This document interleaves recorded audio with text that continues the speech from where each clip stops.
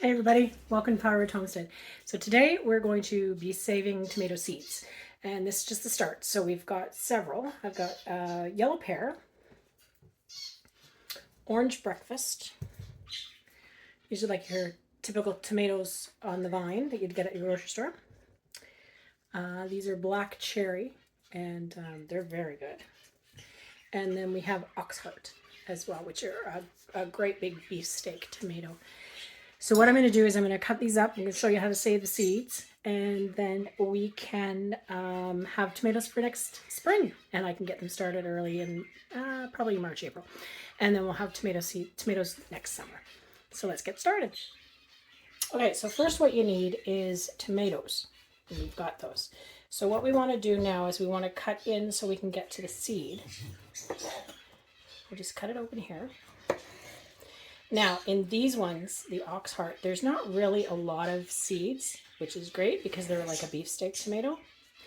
So depending on how many seeds you get or where you cut, you may end up getting a few, or you may end up getting a lot. So what we've got, these are the seeds, and see how they're in this like little jelly substance? So what we're going to do is we're actually going to get that off. And what we do is we ferment the seeds. So let's get out the rest of the seeds here. And you just want to rub your thumb along the edge just to pop out any seeds. And as you can see, there's not really a lot. So I'm actually going to go grab another tomato.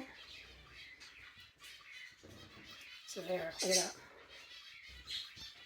So those few seeds here, this is just what we've gotten, and there's maybe what looks to be about 10 viable seeds. Now you can leave them and dry them like that. You can put them on a paper towel, let them dry, and then just pick them off the paper towel. But what I like to do is to ensure that there's no issues is I take them off get this jelly substance off of them, and that's done with fermentation. So I do need to have another tomato, because what we're going to do with these ones, these oxheart ones, is we're actually just going to freeze them.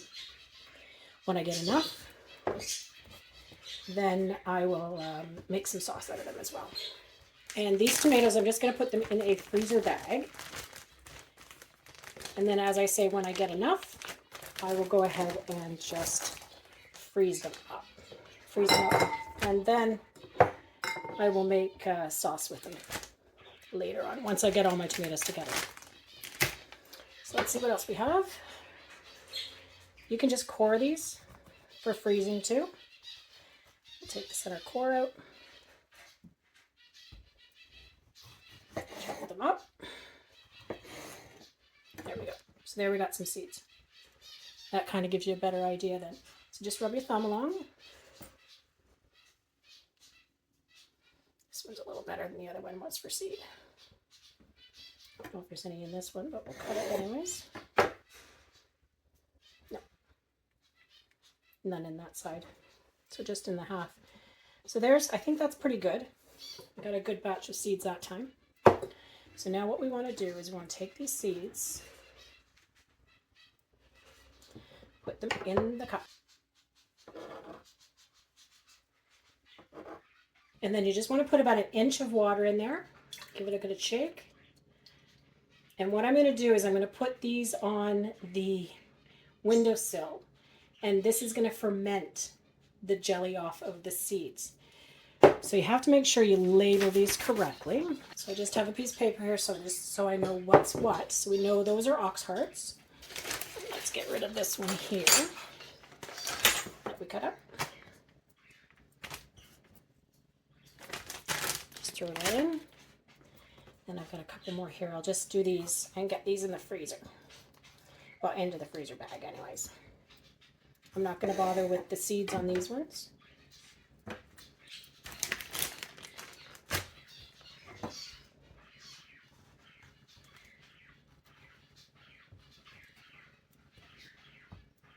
I can just throw them in like that too. Just core them and toss them in. Here's I just core them, throw them in, and freeze them until I'm ready to actually use them. And then I leave the skins on and I process them in my food processor, the tomato mill or vegetable mill, once they are thawed again in the winter. So let's get rid of this compost. So now we're going to do the same thing for the other ones, but what you want to do is make sure that you don't have any seeds left on your counter. If you do, then you're going to get it mixed up. So we're going to do the yellow pear tomatoes first. I'm not sure what these are like. Some of these had started to split because of the amount of rain that we've been getting. So those are the ones that I use. So you can see here all of these seeds.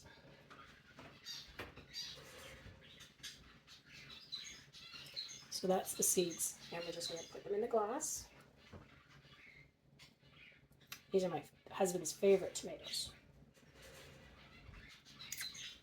So there we go. And see how the jelly, they're all attached. So we're just going to pop them in. We're going to do a couple of them actually. Just in case I cut the seeds in the middle when I'm cutting.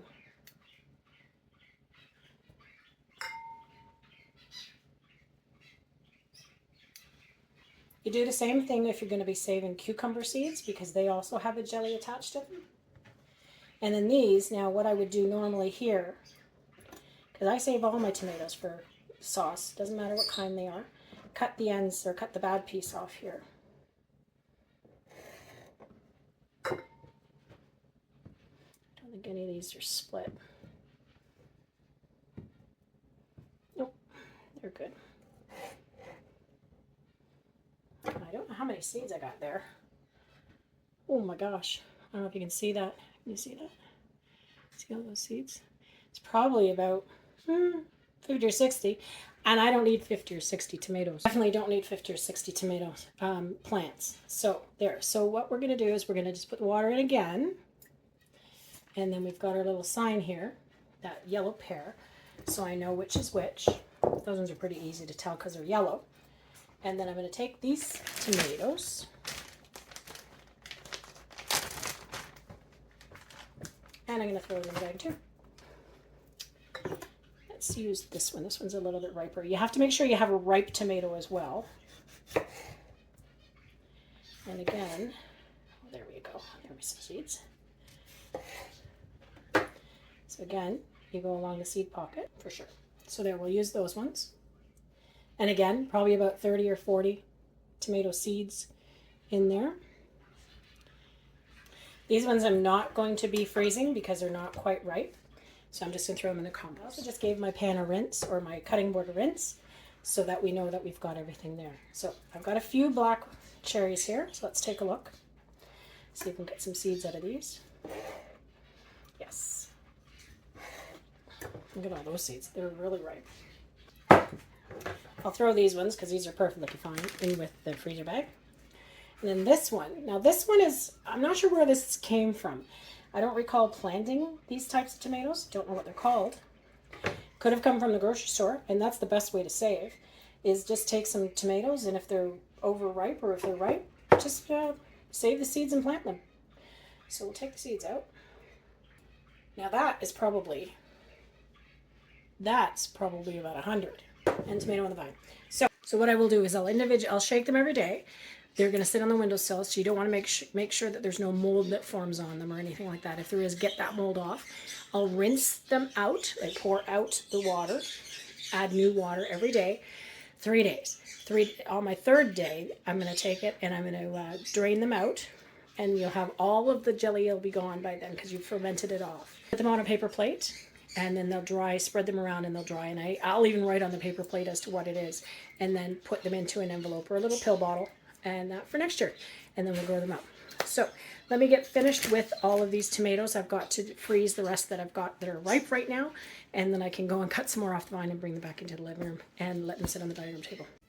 So these are the tomatoes that we've got so far. So what we're going to do is we're going to freeze these until the rest of the ones that are on the vine are ripened again as well. I just keep them in my my dining room on the dining table. So they've been rinsed, and I'm just going to take off the greens, and I'll just throw the tomatoes in there. So these ones here, these are ox hearts, so they are amazing sandwich tomatoes. I'll show you, look. Isn't that fantastic? So what I'm going to do is I'm just going to cut off this yellow bit, and I'm going to take off the core as well.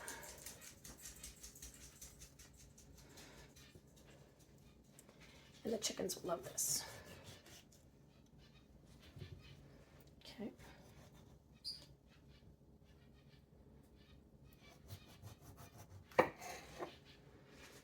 And then that can just go in the bag. Now I can chop it up a little bit more.